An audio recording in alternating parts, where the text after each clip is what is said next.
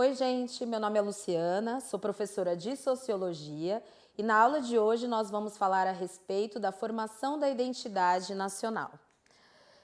Nessa aula, nós vamos procurar refletir sobre as questões da diversidade nacional de forma crítica, ler e interpretar tabelas que expressam diversidade nacional em seus diferentes aspectos. Vamos também sensibilizar-se em relação às tensões que ocorreram na formação da diversidade brasileira e, por último, nós vamos nos valer da Lei 10.639 e da Lei 11.645, que versam sobre o ensino de africanidades, cultura afro-brasileira e originária.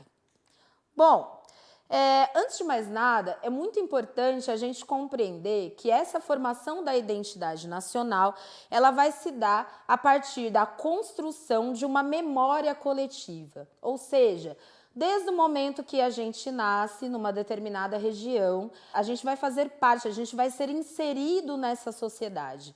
E para isso, a gente precisa internalizar, a gente precisa ser socializado nessa cultura, a gente precisa ser socializado nessa realidade para que a gente passe a incorporá-la de tal maneira que a gente se identifique com ela.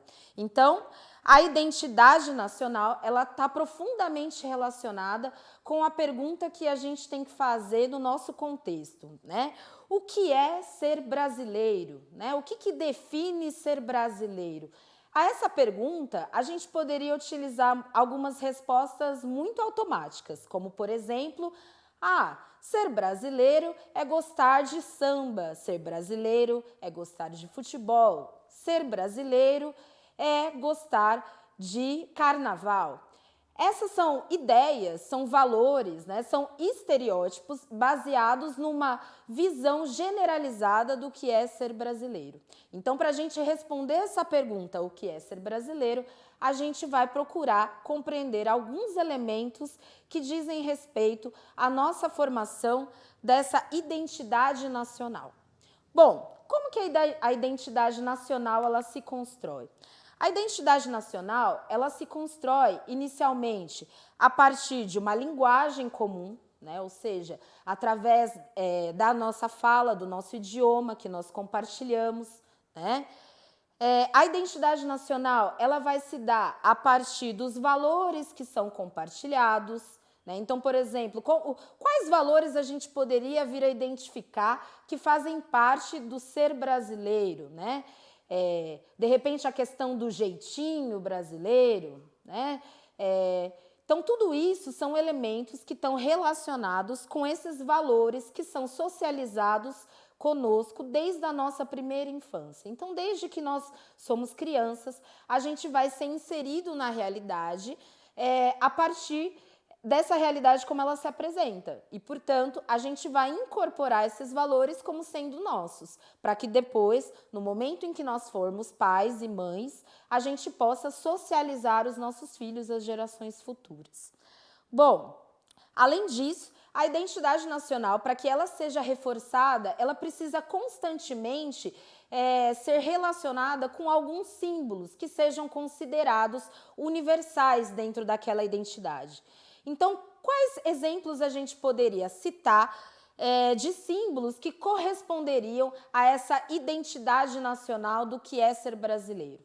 Podemos citar a bandeira nacional, nós podemos citar, por exemplo, o hino nacional, nós podemos citar a camiseta da seleção brasileira. Tudo isso são símbolos que remetem, que façam com que a gente estabeleça essa relação do que é ser brasileiro.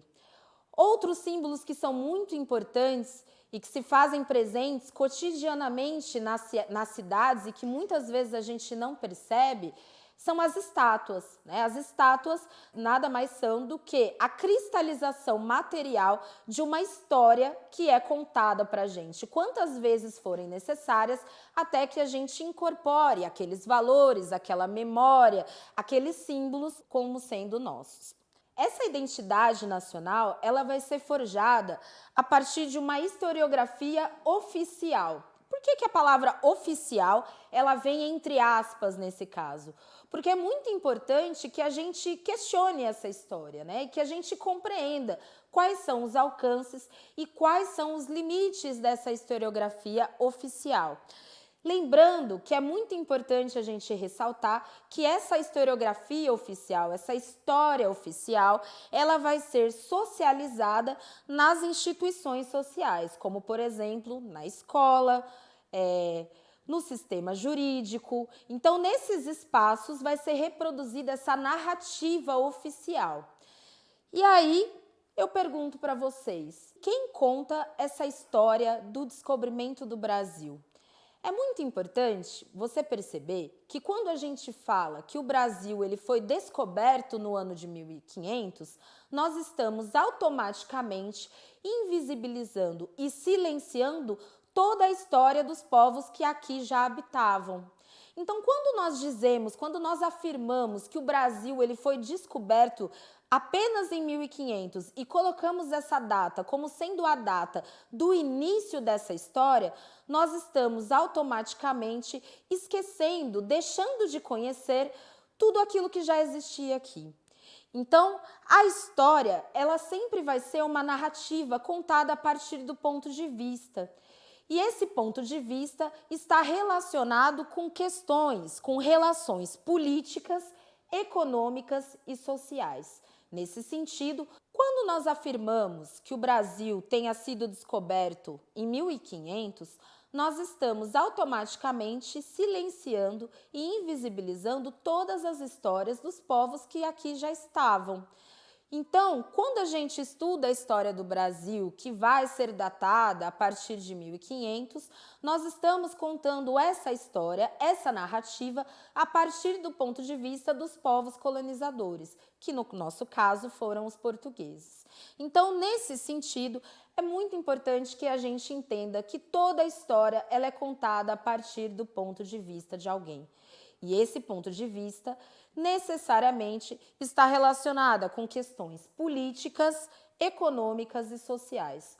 Por que políticas? A história ela vai ser contada a partir do ponto de vista de quem detém o poder dominante, quem tem condições de ditar as regras do jogo. Por que quem conta a história tem a ver com relações econômicas? Quem tem o poder econômico, quem tem o poder do dinheiro, da riqueza, tem condições de fazer prevalecer a sua verdade, as suas vontades, a partir dos seus próprios interesses econômicos. E, nesse sentido, a sociedade vai desenvolver, reproduzindo essa historiografia oficial. Vejamos aqui esse caso bastante específico, né? Que a história do Brasil, como eu mesmo falei, vem sendo contada a partir do ponto de vista, ou seja, da visão do próprio colonizador. Pegamos esse exemplo aqui, que é um quadro do Victor Meirelles, né? Chamado A Primeira Missa no Brasil. O que será que a gente consegue observar dessa imagem de tão problemática assim? Você poderia vir a falar assim, não, professora, imagina, estão todos ali, né, prestigiando a primeira missa no Brasil, né? Percebemos que é uma imagem quase que harmônica, como se não tivesse havido nenhum tipo de conflito nesse processo, né? Então é muito importante a gente refletir que a imagem, ela diz muito mais daquilo que a gente consegue imaginar. Por trás dessa imagem, a gente consegue perceber que existe uma relação de dominação em que a crença do colonizador ela vai sendo colocada como sendo a crença hegemônica, ou seja, a crença que deve ser adotada por todos e todos. E, portanto, caberia aos povos colonizados, no caso, os chamados indígenas, eles teriam que adequar-se a essa nova forma de enxergar o mundo e a realidade. A gente pode usar um outro exemplo.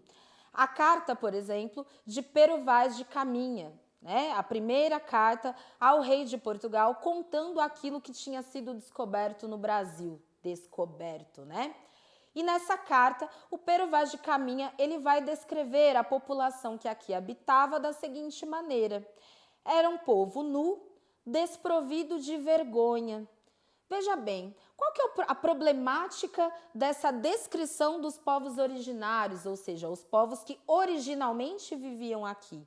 O problema de você afirmar que esses povos, eles eram desprovidos de vergonha e que, portanto, eles não compartilhavam os ideais dos colonizadores, você justamente está demonstrando que a sua cultura, ela prevalece sobre as outras culturas. Afinal de contas, o uso de vestimentas fazia sentido dentro do contexto da cultura do povo europeu, do português. Enquanto que aqui os povos originários não viam sentido, não possuíam essa relação com a vestimenta. Portanto, quando o Pero Vaz de Caminha adota esse posicionamento de classificar os originários, os indígenas, como sendo um povo desprovido de vergonha, um povo nu e que não tinha alma, automaticamente ele estava reproduzindo um conceito que a gente viu lá no primeiro ano, o conceito de etnocentrismo, ou seja, ele estava partindo do ponto de vista da sua própria cultura para julgar a cultura do outro e do diferente.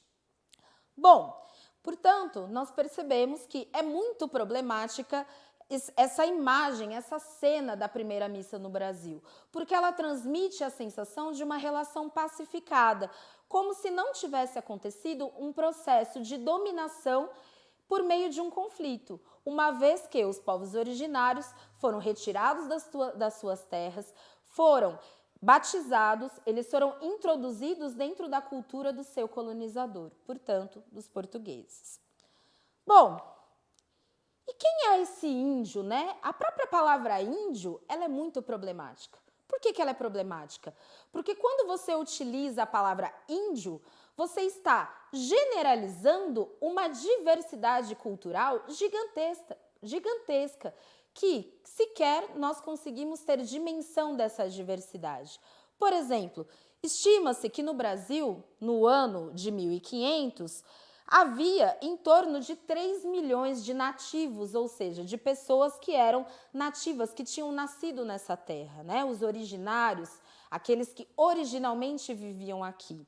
E essa população hoje, né, de acordo com as estimativas do próprio Instituto Brasileiro de Geografia e Estatística, o IBGE, ele vai dizer que hoje essa população que estimava-se em 3 milhões, hoje ela já se reduziu para em torno de 813 mil pessoas. Ou seja, se você levar em consideração a minha cidade aqui, é quase um pouco maior do que a cidade que eu vivo. Ou seja, toda a população que aqui vivia, ela foi reduzida a uma quantidade muito pequena, por conta desse processo de genocídio. Olha que palavra difícil, né?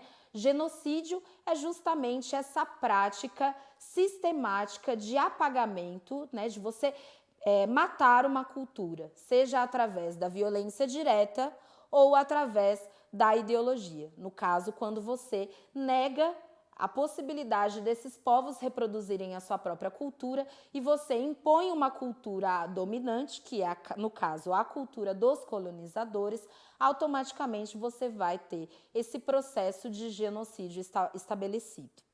Bom, além disso, quando você usa a palavra índio, você dilui o fato de que esses índios, na verdade, estão separados em torno de 305 etnias, ou seja, são culturas completamente diferentes, que têm o seu próprio idioma, a sua própria visão de mundo, as suas próprias crenças, a sua relação com a natureza, a sua forma de explorar a realidade, a sua forma de estabelecer relações de parentesco. Então, quando você pega essa diversidade cultural gigantesca e a reduz à condição de índio, você automaticamente está garantindo que haja uma reprodução do seu genocídio. Afinal de contas, você está impedindo que essa cultura se manifeste na sua plenitude. Além disso, é muito importante que nós saibamos que essas etnias, elas possuíam o seu próprio idioma, a sua própria língua, e que elas reproduziam diferentes culturas, ou seja, diferentes formas de ser e estar no mundo.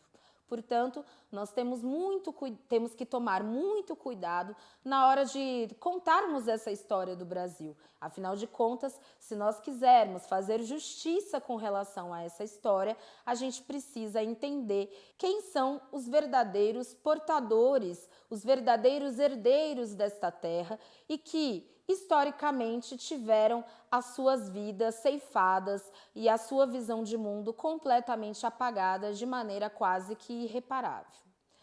Bom, aí eu pergunto para você, e quem é que está faltando nessa história?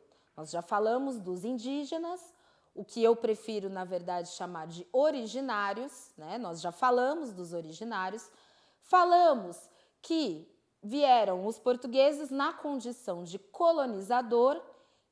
Qual mais história que a gente consegue lembrar quando a gente fala da história do Brasil? Aí alguém poderia falar assim, professora, está faltando falar dos escravos. Aí eu falaria para você, quem são os escravos? Nós temos que tomar muito cuidado quando nós falamos que o Brasil foi colonizado por portugueses e que o Brasil tenha se dado a partir da exploração da mão de obra escrava. Porque quando a gente fala assim, vieram os escravos para o Brasil, nessa narrativa, por trás dela, a gente está reduzindo a condição do sujeito àquilo que ele faz, ou seja, a prática da escravidão. É muito importante que a gente entenda que não vieram os escravos para o Brasil, vieram os povos africanos de diferentes etnias, ou seja, de diferentes culturas, que vieram para o Brasil na condição de escravos. Portanto, eu não sou descendente de escravos, eu sou descendente de africanos, eu sou descendente de reis e rainhas que lá no continente, antes da escravidão, desenvolviam a sua própria cultura, desenvolviam a sua própria visão de mundo, o seu idioma, a sua cultura e que nós conhecemos ainda muito pouco. Bom, portanto, nós podemos dizer que esses povos africanos, eles vieram para cá na condição de escravos. Aí você poderia perguntar assim, então foi aí que surgiu a escravidão? Não. A escravidão, como uma prática de utilização da mão de obra, é algo muito antigo. É algo que, por exemplo, dentro da historiografia oficial, a gente já vai estudar nas civilizações da antiguidade, como, por exemplo, na Grécia, em Roma. Mas qual que é a diferença da escravidão que se tinha em Grécia da escravidão que foi aplicada no Brasil por volta do ano de 1570? A escravidão que vai se dar aqui, ela é uma invenção da própria modernidade. Porque lá na antiguidade havia escravização por dívidas, havia escravidão por conquistas de território, né, em decorrência de uma guerra. Agora, a escravização moderna, que é essa que nós temos aqui no Brasil, ela vai surgir a partir de um caráter racial. Você poderia perguntar, não somos todos seres humanos? Esse conceito de raça fazia sentido lá no século XIX. Por que nós ainda hoje estamos utilizando esse conceito para entender e para explicar essa realidade? Veja bem, foram 370 anos de escravidão no Brasil. Naquela época, o negro, o africano, trazido na condição de escravizado, não era considerado ser humano. Ele era considerado uma mercadoria, uma propriedade do seu senhor. Tanto é que quando ele saía do continente africano, ele era automaticamente desprovido da sua própria cultura. A primeira coisa que faziam questão de retirar-lhe era o nome. Então, lá no continente africano, eles faziam já a realização do batismo para que houvesse a troca dos nossos nomes tradicionais para nomes cristãos, ocidentais e europeus. Nesse sentido, trocar de nome é mais do que uma formalidade. Quando você retira o nome de alguém, você retira dela a condição da sua própria cultura. Você lhe retira a humanidade, você lhe retira a possibilidade de ser aquilo que era a partir do seu referencial de cultura para se tornar uma nova referência. E essa referência se dava a partir de uma relação de exploração e de opressão absoluta, lhe negando tudo, inclusive a humanidade. Nesse sentido, foram 370 anos de apropriação dessa mão de obra, de apropriação dessas vidas que foram reduzidas à condição de objeto, à condição de propriedade. E essa objetificação do corpo negro, essa visão da pessoa negra como não sendo passível de direitos, como sendo desprovida de humanidade, ela vai se reproduzir. É uma questão muito simples. Foram 370 anos de uma sociedade que se construía a partir da afirmação de que negros são escravos, negros não são pessoas, negros não são seres humanos, negros são propriedade dos seus senhores, são posses. Podemos perceber esse caráter objetificado dos negros quando nós estudamos na história do Brasil algumas passagens extremamente revoltantes sobre como que o negro era utilizado enquanto escravo, para suprir as necessidades dos seus senhores. Aqui no Brasil existiam fazendas especializadas somente na reprodução de escravos. Da mesma maneira que a gente cria gado hoje para o nosso consumo humano, haviam criações de escravos. Nessas fazendas, negros eram estimulados a se reproduzirem para que houvesse mais mão de obra para os seus senhores. Foram 370 anos de escravidão no Brasil. Será que a partir de 13 de maio de 1888, brancos, negros, passaram a viver em igualdade de direitos e condições? Será que a gente consegue perceber que existe a permanência dessa cultura, dessa visão objetificada da população negra no Brasil até hoje? Como a gente consegue perceber, através dos dados e das estatísticas, de que a população negra ainda não conseguiu atingir plena condição de igualdade de direitos na sociedade, nós utilizamos na sociologia ainda hoje o conceito de raça como uma categoria social para a gente justamente compreender essas desigualdades existentes entre brancos e negros na sociedade brasileira, que é permanente ainda hoje.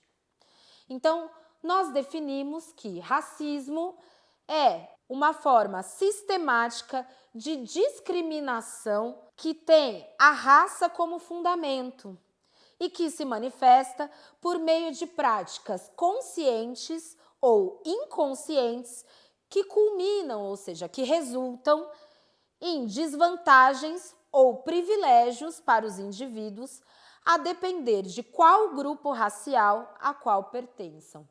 Essa definição ela foi escrita pelo filósofo e jurista Silvio de Almeida no livro O que é Racismo Estrutural. Nesse livro, esse autor, ele vai explicar que no Brasil o racismo ele se apresenta na realidade de três maneiras. Existem três tipos de racismo que a gente consegue observar na nossa sociedade até hoje. O primeiro é o racismo individual, ou seja, quando você tem sujeitos que reproduzem o racismo, que vão se comportar de maneira racista, que vão aplicar o racismo por meio da discriminação, ou seja, por meio do tratamento desigual. O racismo institucional e o racismo estrutural. O racismo individual, ele pressupõe a prática dos próprios sujeitos, em condição de privilégio histórico, em relação aos sujeitos que fazem parte do outro grupo, do grupo subalternizado, do grupo que foi explorado, o grupo oprimido. Aí eu pergunto para vocês, existe racismo contra brancos no Brasil? Não. Você pode discriminar pessoas brancas, né? É muito comum agora nas redes sociais a gente perceber os conflitos, né? E muitas vezes pessoas negras se colocando a criticar a branquitude, a criticar o sistema branco. E essas pessoas elas são acusadas de uma palavra muito interessante, um conceito muito interessante, que é o conceito de racismo reverso. Veja bem, se o racismo ele já pressupõe uma prática discriminatória, quando a gente diz que um racismo é o racismo aceitável, normal, e o outro é o reverso, automaticamente nós estamos normatizando de que é comum e aceitável uma prática de racismo com um determinado grupo. Perceba como é contraditório? É como se a gente estivesse compreendendo a realidade dentro da normalidade, ou seja, a prática de racismo contra negros no Brasil é anormal. Agora, aceitável. Agora, quando a gente faz uma prática discriminatória contra o branco, a gente estaria sendo um racista reverso. E isso é muito problemático, uma vez que nenhuma prática de racismo é aceitável. No entanto, o racismo ele só pode ser aplicado a partir de uma lógica da própria história. No Brasil, como os brancos estiveram e estão em condição hegemônica, dominante, não é possível que esses grupos sofram do racismo. Quem sofre do racismo é o grupo historicamente subalternizado, que no caso do Brasil são os negros e as populações originárias. Existem pessoas negras e racistas no Brasil? É muito comum a gente escutar assim, mas professora, os próprios negros são racistas. Veja bem, foram 370 anos de escravidão, foram 370 anos nos convencendo de que nós éramos inferiores aos brancos, de que as nossas características não eram as melhores, que a textura do nosso cabelo não é o padrão de beleza, não é o ideal. Como esperar que esse sujeito, que historicamente foi oprimido, se reconheça de forma positiva e consiga reconhecer positivamente os seus semelhantes? É um processo que nós conhecemos como auto-ódio, mas que não é um racismo, é uma reprodução do racismo, uma vez que nós fomos socializados numa sociedade racista que nos enxerga como sendo inferiores e menos desprovidos de beleza, de conhecimento, de sabedoria. Então, existem expressões que são muito racistas e que muitas vezes a gente reproduz sem querer. Como, por exemplo, o seu cabelo é ruim. Meu cabelo não é ruim, meu cabelo é crespo. E ele nunca fez maldade para ninguém. A questão da beleza, ela é um padrão que foi estabelecido. Quando a gente opta por desmaterializar esse padrão, quando a gente opta por descolonizar a nossa visão do padrão de beleza, automaticamente a gente consegue encontrar condições de reconhecer beleza nas nossas próprias características. Mas isso é um processo muito difícil, por sinal. E, portanto, nós não podemos dizer que as pessoas negras sejam racistas, mas elas reproduzem o racismo ao qual nós fomos socializados desde a nossa primeira infância. O racismo institucional, ele se adequa muito bem a este exemplo, porque é justamente a discriminação que vai acontecer no âmbito das instituições, como, por exemplo, no mercado de trabalho, na escola, no sistema jurídico. E aqui eu gostaria de fazer um paralelo muito importante. No Brasil, a gente consegue medir o racismo. Mas, professora, como que a gente consegue medir o racismo? O Instituto Brasileiro de Geografia e Estatística, o IBGE, ele conta com uma série de marcadores sociais que vão definir quais são as condições de vida e morte da população negra. Lembrando que no Brasil, o negro ele é subdividido em duas categorias, o preto e o pardo. Eu não gosto muito dessa definição. Afinal de contas, eu sempre brinco com os meus alunos. Pardo é papel. Eu não sou parda, eu sou negra. A minha pele não é tão retinta, ou seja, eu não sou tão escura, eu não sou preta. No entanto, eu me considero como negra uma vez que eu acumulo as características físicas para tal. A sociedade me reconhece como negra, não é como branca. Por mais que as pessoas utilizem algumas palavras como, por exemplo, moreninha, mulata, isso são formas racistas, inclusive, de se referir a pessoas negras, uma vez que são maneiras de você esconder, silenciar a sua característica negra, como se negro fosse algo ruim, como se negro fosse um xingamento. No entanto, no Brasil, o racismo ele se expressa estatisticamente todos os dias. Por exemplo, a cada 10 mortos em confronto com a polícia, 7 são jovens negros, de acordo com o Atlas da Violência de 2019. É muito comum a gente escutar esses dados referente às desigualdades existentes entre brancos e negros no Brasil e não entender o que está por trás desse número. O número sozinho, ele não explica muita coisa. Se a gente pegar o número e tentar entendê-lo a partir do nosso juízo de valor, é muito provável que a gente vá refletir uma série de senso comum, como, por exemplo, o negro tem mais propensão à criminalidade. E isso não é verdade. Para a gente entender os altos índices de violência relacionados à população negra, nós precisamos entender como que se deu a integração dos negros recém-libertos após a escravidão. Como que essa população ela vai ser integrada na sociedade brasileira? Existiram políticas de ações afirmativas para que essas populações pudessem adentrar no mercado de trabalho com igualdade de condições e direitos, assim como os brancos? A diferença salarial entre brancos e negros é enorme, é de 45%, de acordo com a Pesquisa Nacional por Domicílio, por amostras de domicílio, né? E aqui eu só coloquei 2 exemplos de como a gente consegue perceber uma desigualdade profunda entre brancos e negros no Brasil. No entanto, esses dados isoladamente eles não podem ser compreendidos. Eles só podem ser compreendidos a partir da história.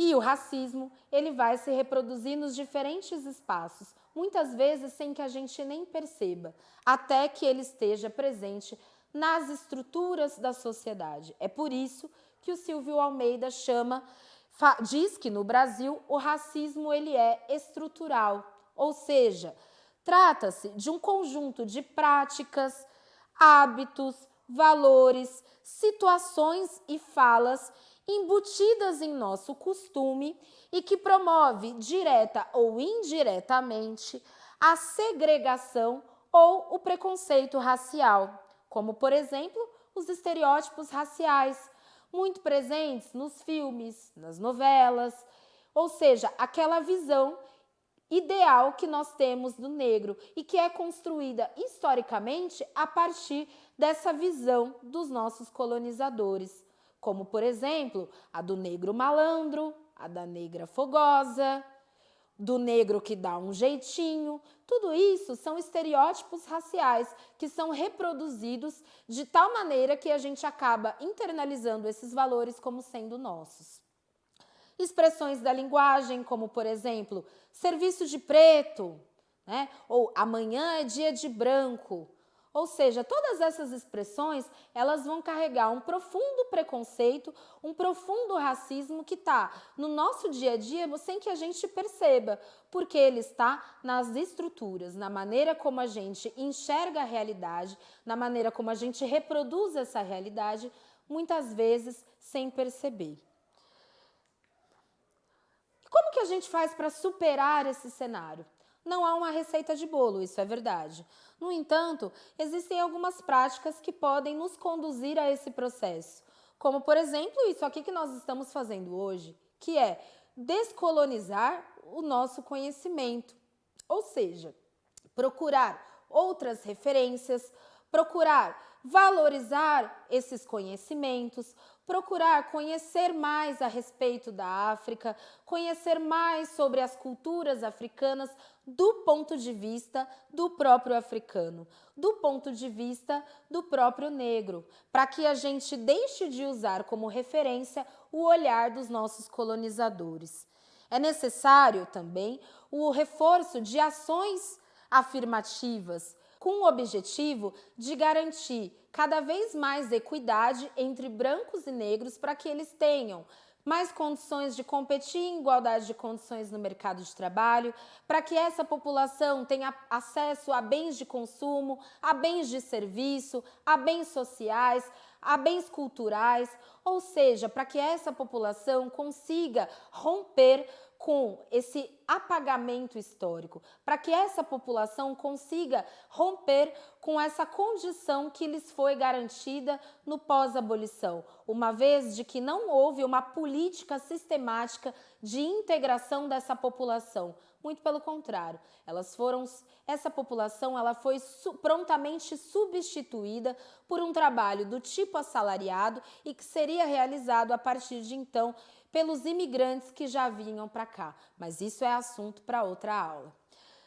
Portanto, para a gente caminhar em função da superação do racismo no Brasil, é muito importante que a gente consiga reconhecer os nossos privilégios históricos dos brancos em relação aos negros e aos indígenas no Brasil.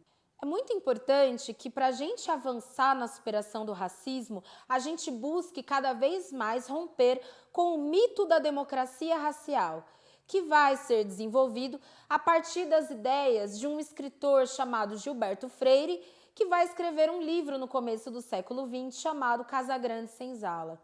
Nessa obra, o autor apresenta uma realidade no Brasil basicamente pacificada, harmônica, como se brancos e negros e indígenas gozassem de plena igualdade de direitos e como se a relação na escravidão ela se desse por uma aceitação por parte dos escravizados.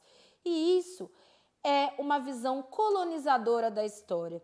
Portanto, é necessário que a gente consiga reconhecer as estruturas do racismo que se reproduzem na nossa realidade através de indicadores de vida e morte da população negra extremamente desiguais em relação à população branca. É muito importante que a gente consiga entender que o Brasil, quando essa formação da identidade nacional ela acontece, ela não vai se dar a partir de uma história harmônica, ao qual todos nós tivemos condições de usufruir das belezas naturais que aqui existem. O Brasil ele é marcado por essa diversidade cultural e a existência de múltiplas identidades. Nossa formação histórica foi marcada não pela pacificação e pela harmonia, e sim pelo conflito e pela dominação cultural que foi empreendida pelos povos colonizadores em relação aos povos colonizados. E isso vai refletir até hoje nas desigualdades, garantindo que até hoje haja permanência de processos genocidas com relação aos povos originários, que até hoje encontram dificuldades para a garantia do seu direito à terra, e assim como a população negra, que também vai encontrar dificuldades para a garantia da sua manutenção de vida de maneira digna e satisfatória em igualdade de condições e oportunidades. E o desafio que se lança a partir dessa aula é que a gente consiga refletir essa realidade e que a gente não só não seja racista, é muito importante que nós sejamos antirracistas. Como diz Angela Davis, em uma sociedade racista como a nossa, não basta a gente não ser racista, a gente não fazer falas, não ter práticas racistas. É necessário que a gente se coloque de uma maneira antirracista, ou seja, que nós estejamos todos os dias muito atentos e que a gente consiga cada vez mais exercer o nosso lugar de fala, que a gente consiga dar voz às populações negras e que a gente consiga compreender a complexidade cultural que se tem no Brasil com as suas múltiplas referências, garantindo a manutenção de um ambiente cada vez mais democrático. E quem sabe nesse dia a gente vai poder finalmente abolir o conceito de raça e dizer que no Brasil de fato não existe racismo. Até lá, estejamos atentos e sejamos antirracistas. Muito obrigada, até a próxima aula.